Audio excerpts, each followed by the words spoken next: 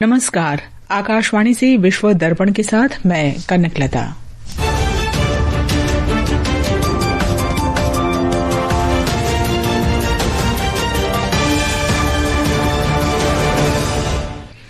विदेश मंत्री एस जयशंकर ने मॉस्को में भारत रूस अंतर सरकारी आयोग के 26वें सत्र को संबोधित किया।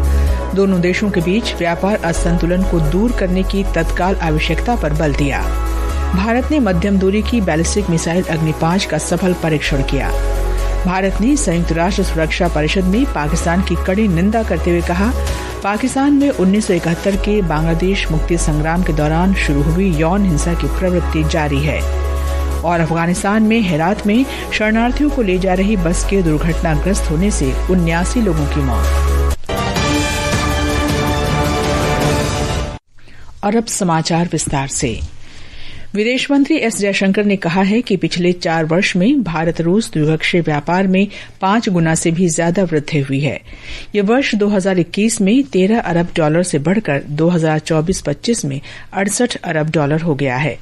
आज मॉस्को में भारत रूस अंतर सरकारी व्यापार, आर्थिक, वैज्ञानिक, तकनीकी और सांस्कृतिक सहयोग आयोग के 26वें सत्र में डॉक्टर जयशंकर ने कहा कि इस वृद्धि के साथ साथ एक बड़ा व्यापार असंतुलन भी आया है और ये $6.6 अरब से बढ़कर करीब $59 अरब हो गया है।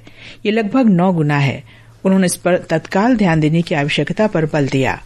डॉक्टर जयशंकर ने व्यापार और आर्थिक क्षेत्र, कृषि, ऊर्जा, उद्योग, कौशल विकास, गतिशीलता, शिक्षा और संस्कृति सहित व्यापक क्षेत्रों में सहयोग पर विस्तृत चर्चा की। रूस ने वैश्विक शक्ति के रूप में भारत की प्रतिष्ठा की सराहना की है और इसे विविध विदेश नीति वाली एक अग्रणी आर्थिक शक्ति बताया है। आज नई दिल्ली में भारत में रूसी राजदूत रोमन बाबुश्किन ने कहा कि रूस और भारत के परस्पर हित हैं और उन्होंने लगातार सहयोग के रास्ते खोजे हैं। उन्होंने कहा कि दोनों देशों के बीच संबंध निरंतर प्रगाढ़ हो रहे हैं। उन्होंने यूक्रेन की स्थिति पर दोनों राष्ट्राध्यक्षों के बीच हुई 2 फोन कॉल का भी जिक्र किया। रूसी राजदूत ने कहा कि विदेश मंत्री डॉक्टर एस जयशंकर की मॉस्को यात्रा सहित अन्य कार्यक्रम इस साल के अंत में राष्ट्रपति पुतिन की भारत यात्रा के लिए मंच तैयार कर रहे हैं। The relations are expanding.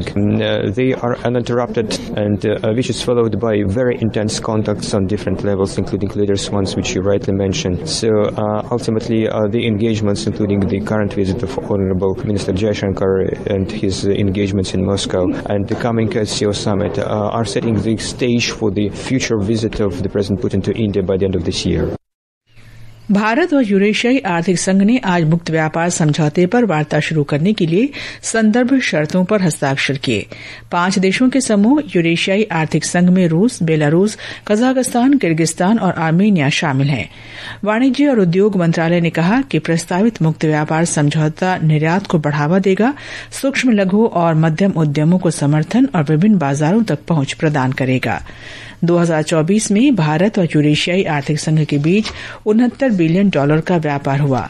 यह वर्ष 2023 की तुलना में 7% वृद्धि को दर्शाता है। दोनों पक्षों ने समझौते के शीघ्र समापन की अपनी वचनबद्धता और व्यापार सहयोग के लिए दीर्घकालिक संस्थागत ढांचे के निर्माण की पुनः पुष्टि भी की। भारतीय तटरक्षक और वियतनाम तटरक्षक बलों के बीच 6ठी उच्च स्तरीय बैठक आज वियतनाम के हनोई में हुई। रक्षा मंत्रालय ने कहा कि चर्चा समुद्री खोज और बचाव, समुद्री कानून प्रवर्तन, समुद्री प्रदूषण प्रबंधन और क्षमता निर्माण में सहयोग को बढ़ावा देने पर केंद्रित रही। विशेष ध्यान तस्करी, अवैध व्यापार और अवैध तरीके से मछली पकड़ने सहित अंतर्राष्ट्रीय समुद्री अपराधों से निपटने पर केंद्रित किया गया। दोनों पक्षों ने अंतर संचालनीयता को सशक्त बनाने की संयुक्त पहलों को जारी रखने पर सहमति जताई। भारत ने आज ओडिशा के चांदीपुर स्थित एकीकृत परीक्षण केंद्र से मध्यम दूरी की बैलिस्टिक मिसाइल अग्नि 5 का सफल परीक्षण किया। रक्षा मंत्रालय ने बताया है कि इसने सभी परिचालन और तकनीकी मानकों को पूरा किया। यह परीक्षण सामरिक बल कमान के तत्वाधान में किया गया। यह आकाशवाणी है और आप सुन रहे हैं विश्व दर्पण। भारत ने संयुक्त राष्ट्र सुरक्षा परिषद में पाकिस्तान की कड़ी निंदा करते हुए कहा है कि पाकिस्तान में 1971 के बांग्लादेश मुक्ति संग्राम के दौरान शुरू हुई यौन हिंसा की प्रवृत्ति जारी है। भारत के स्थायी मिशन के प्रभारी एल्डोस मैथ्यू पुन्नोस ने कहा कि 1971 में पाकिस्तानी सेना ने लगभग 4 लाख महिलाओं के साथ सामूहिक दुष्कर्म किया। ये शर्मनाक रिकॉर्ड है। The utter impunity with which Pakistan Army perpetrated heinous crimes of gross sexual violence against hundreds of thousands of women in erstwhile East Pakistan in 1971 is a matter of shameful record. This deplorable pattern continues unabated and with impunity to this day. Rampant abduction, trafficking, sexual violence and forced religious conversions of thousands of vulnerable women and girls as weapons of persecution towards religious and ethnic minority communities are reported and chronicled, including in the recent OHCHR reports. Pakistan के बार बार कश्मीर का उल्लेख करने पर प्रतिक्रिया देते हुए उन्होंने इसे ढोंग बताया। उन्होंने कहा कि इस्लामाबाद खुद को मानवाधिकार रक्षक बताता है, जबकि वो अल्पसंख्यकों पर अत्याचार करता है। संयुक्त राष्ट्र की रिपोर्ट्स का हवाला देते हुए उन्होंने कहा कि पाकिस्तान में बड़े पैमाने पर अपहरण, जबरन धर्मांतरण और बाल विवाह की घटनाएं हो रही हैं। भारत ने कहा है कि वो अपनी धरती से अन्य देशों के विरुद्ध राजनीतिक गतिविधियों की अनुमति नहीं देगा। बांग्लादेश की अंतरिम सरकार द्वारा जारी प्रेस वक्तव्य पर विदेश मंत्रालय के प्रवक्ता रणधीर जायसवाल ने कहा कि सरकार को भारत में अवामी लीग के कथित सदस्यों द्वारा बांग्लादेश विरोधी किसी भी गतिविधि या भारतीय कानून के प्रतिकूल किसी भी कार्रवाई की जानकारी नहीं है। उन्होंने कहा कि बांग्लादेश की अंतरिम सरकार का प्रेस वक्तव्य अनुपयुक्त है। भारत ने आशा व्यक्त की कि बांग्लादेश में जनता की इच्छा और जनादेश जानने के लिए जल्द से जल्द स्वतंत्र, निष्पक्ष और समावेशी चुनाव कराए जाएंगे। डिजिटल B2B मार्केट प्लेस विश्व दृश्य श्रव्य और मनोरंजन शिखर सम्मेलन बाजार वेव्स का शुभारंभ आज ऑस्ट्रेलिया के मेलबर्न में हुआ। मेलबर्न में भारतीय महावाणिज्य दूतावास ने बताया कि इस पहल से 50 से अधिक भारतीय और ऑस्ट्रेलियाई फिल्म निर्माता एक साथ होंगे। इस दौरान 465 से अधिक बैठकें होंगी। इस दौरान भारतीय राष्ट्रीय फिल्म विकास निगम और ऑस्ट्रेलिया के राष्ट्रीय फिल्म तथा ध्वनि अभिलेखागार के बीच फिल्म प्रस्तुति और अभिलेखीय आदान प्रदान में सहयोग के लिए एक आशय पत्र पर हस्ताक्षर किए गए। अबुधाबी वाणिज्य तथा उद्योग मंडल ने मूल देश के प्रमाण पत्र जारी करने में उल्लेखनीय वृद्धि की सूचना दी है। यह अमीरात के बढ़ते गैर तेल निर्यात, आर्थिक विविधीकरण अभियान और मजबूत वैश्विक व्यापार की स्थिति को उजागर करता है। जून 2024 और जून 2025 के बीच इन प्रमाण पत्रों में साल दर साल 10.3% की वृद्धि हुई है। भारत संयुक्त अरब अमीरात व्यापक आर्थिक साझेदारी समझौता मई 2022 से प्रभावी है। इससे द्विपक्षीय व्यापार को और बढ़ावा मिला है।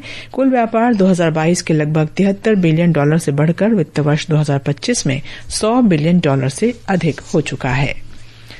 इजरायल के प्रधानमंत्री बेन्यामिन नेतन्याहू ने ऑस्ट्रेलिया के प्रधानमंत्री एंथनी अल्बनीज पर आरोप लगाया है कि वे इजरायल को धोखा दे रहे हैं और उन्होंने ऑस्ट्रेलिया के यहूदी समुदाय को अलग थलग कर दिया है।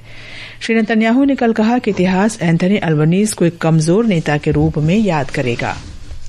अफगानिस्तान के हेरात में शरणार्थियों को ले जा रही बस के दुर्घटनाग्रस्त होने से 79 लोगों की मौत हो गई है।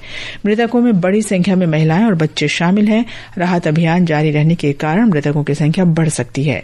इस महीने की शुरुआत में उत्तरी और मध्य अफगानिस्तान में कई बड़ी सड़क दुर्घटनाएं हुई हैं। पाकिस्तान में मूसलाधार बारिश के कारण कराची में लगभग 11 लोगों की मृत्यु हो गई और 10 अन्य घायल हुए हैं। मूसलाधार वर्षा के कारण सड़कों पर जलभराव की स्थिति है, भवन धराशायी हुए हैं और व्यापक स्तर पर बिजली कटौती की गई है। अनंत जीत सिंह नरूका ने कजाकिस्तान के शिमकिंट में एशिया निशानेबाजी चैंपियनशिप में पुरुष स्कीट स्पर्धा में स्वर्ण पदक जीत लिया है। ये उनका पहला व्यक्तिगत स्वर्ण पदक है। सौरभ चौधरी और सुरुचि इंदर सिंह ने 10 metre air pistol mix team स्पर्धा में कांस्य पदक हासिल किया। हॉकी एशिया कप के लिए भारतीय पुरुष टीम की घोषणा कर दी गई है। हरमनप्रीत सिंह टीम के कप्तान होंगे। ये टूर्नामेंट इस महीने की 29 तारीख से 7 सितंबर तक बिहार के राजगीर में खेला जाएगा। भारत अपने अभियान की शुरुआत 29 अगस्त को चीन के साथ करेगा। अंत में मुख्य समाचार एक बार फिर। विदेश मंत्री एस जयशंकर ने मॉस्को में भारत रूस अंतर सरकारी आयोग के 26वें सत्र को संबोधित किया। दोनों देशों के बीच व्यापार असंतुलन को दूर करने की तत्काल आवश्यकता पर बल दिया। भारत ने मध्यम दूरी की बैलिस्टिक मिसाइल अग्नि 5 का सफल परीक्षण किया।